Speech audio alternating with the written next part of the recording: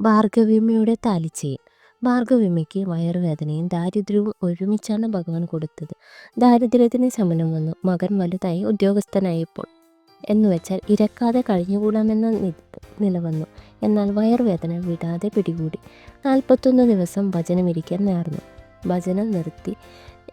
ഭജനം പൂർത്തിയാക്കി.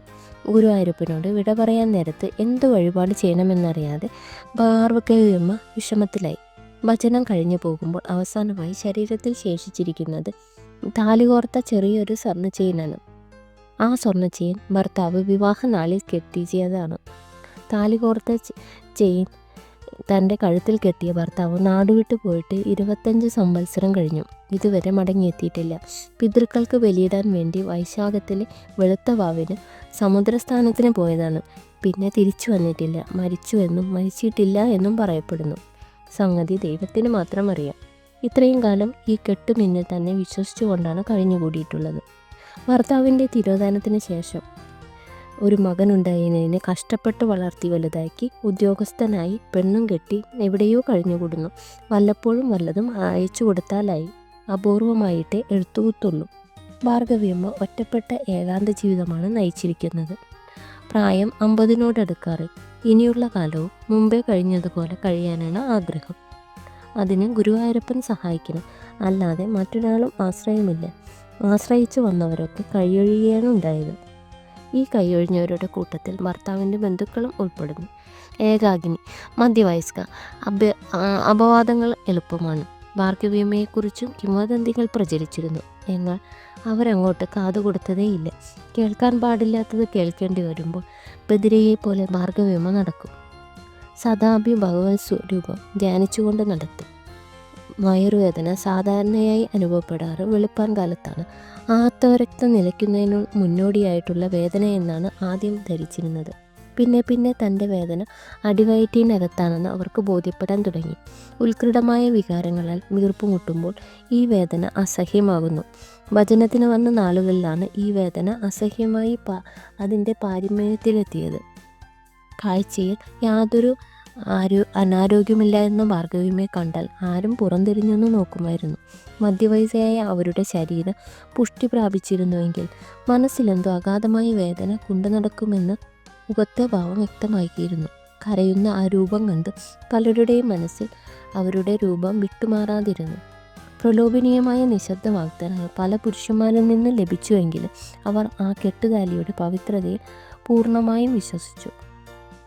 വയറുവേദന തീരെ വിട്ടൊഴിയുകയാണെങ്കിൽ കെട്ടുതാലി ഊരി ഭഗവാന്റെ ഭണ്ഡാരത്തിലിടാമെന്ന് ഭാർഗവീയമ്മയുടെ പ്രാർത്ഥന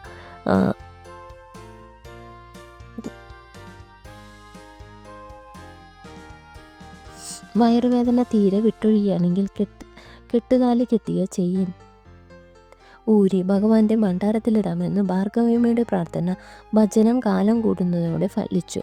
ഭാർഗവീയമ്മ ഭർത്താവ് തൻ്റെ കഴുത്തിൽ കെട്ടിയ ആ കെട്ടുതാലിയും ചെയിനും കൂടി അഴിച്ചെടുത്ത് സന്തോഷപൂർവ്വം മേൽശാന്തിയെ ഏൽപ്പിച്ചു. ഭഗവാന്റെ കഴുത്തിൽ അത് അണിഞ്ഞു കാണാൻ ഭാർഗവീയമ്മ ആഗ്രഹിച്ചു. എന്നാൽ താലി ചെയിൻ പുറത്തു കടന്നതോടെ കഴുത്തിൽ തന്നെ കിടക്കുന്നു എന്ന യാഥാർത്ഥ്യം ഭാർഗവീയമ്മയുടെ തെല്ല് പരിഭ്രാന്തയാക്കി. ഭഗവാന് നിരക്കാത്ത എന്തോ തെറ്റ് താൻ ചെയ്തു എന്ന പാരവശ്യം ഭാർഗവീയമ്മയെ വലയ്ക്കാൻ തുടങ്ങി. രാത്രി അത്താഴപൂജ കഴിഞ്ഞ് തൃപ്പുക നട തുറന്ന് തൊഴുതും മടങ്ങുമ്പോൾ താലിച്ചെയിൻ കഴുത്തിൽ കാണുന്നു. ഈ താലിച്ചെയിൻ ഭഗവാൻ എന്തുകൊണ്ട് ഇഷ്ടപ്പെട്ടില്ല? തൻ്റെ അവസാനത്തെ സമ്പാദ്യമാണ്. അതുമാത്രമല്ല, ആ താലിച്ചെയിൻ തനിക്ക് അമൂല്യവുമാണ്. പിറ്റേന്ന് വീണ്ടും മേൽശാന്തി തിരുമേനിയുടെ മുന്നിൽ ഈ താലിമാല ഭഗവാന് ചാർത്താനായി സോപാനപ്പടിയിൽ വെച്ചു കൊടുത്തു. മേൽശാന്തി വീണ്ടും ജലം തെളിച്ച് ശുദ്ധി വരുത്തി ആ സ്ത്രീയുടെ പ്രാർത്ഥന പ്രകാരം വിഗ്രഹത്തിൽ ചാർത്തി.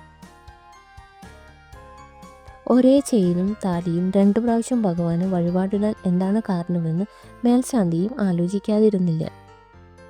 2 തവണ ഭഗവാന് സമർപ്പിച്ച താലി വീണ്ടും തൻ്റെ കഴുത്തിൽ പ്രത്യക്ഷപ്പെട്ടപ്പോൾ ഭാർഗവീയമ്മയ്ക്ക് അതിശയമായി.